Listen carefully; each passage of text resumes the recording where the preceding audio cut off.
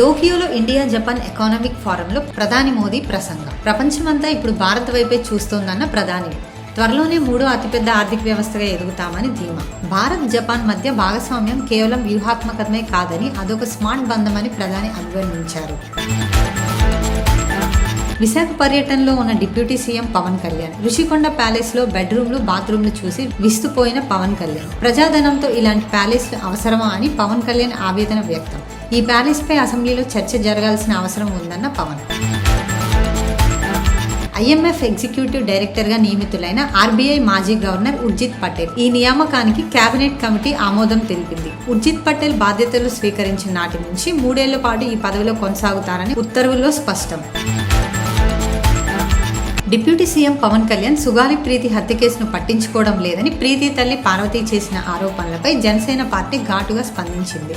పవన్ కళ్యాణ్ అనే వ్యక్తి గొంతెత్తకపోయి ఉంటే ఈ కేసు ఎప్పుడో మరుగున పడిపోయేదని పేర్కొంది. పవన్ చొరవతోనే ఈ కేసు ఇంతవరకైనా వచ్చిందని, అలాంటి వ్యక్తిని ఇప్పుడు ప్రశ్నించడం వెనుక ఆంతర్యం ఏమిటో అర్థం కావడం లేదని జనసేన ఆవేదన వ్యక్తం చేసింది.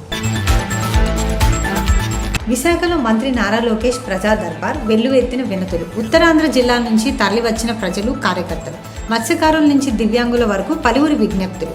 ప్రజల వినతులపై త్వరితగతిన చర్యలు తీసుకుంటానని లోకేష్ హామీ.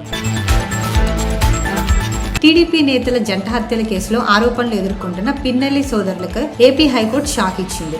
రాజకీయంగా, ఆర్థికంగా బలవంతులైన పిన్నెల్లి సోదరులకు బెయిల్ ఇస్తే దర్యాప్తును ప్రభావితం చేస్తారని వాదించారు. ముందస్తు బెయిల్ కోసం వారు దాఖలు చేసిన పిటిషన్ను హైకోర్టు కొట్టేసింది.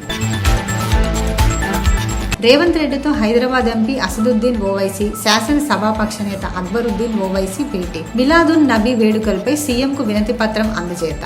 ప్రాచీన మసీదులు, దుర్గాల అలంకరణకు ఉచిత విద్యుత్ కోరిన నేతలు.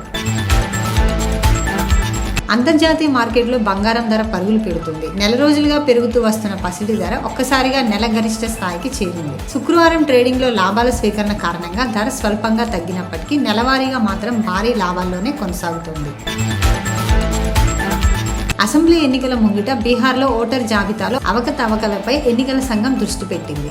బీహార్ ఓటర్ లిస్టులో ఆఫ్ఘన్, బంగ్లా వాసుల పేర్లు ఉండడంతో 3 లక్షల మందికి ఈసీ నోటీసులు జారీ. సవరించిన జాబితాను సెప్టెంబర్ 30న ప్రకటిస్తామన్న ఈసీ.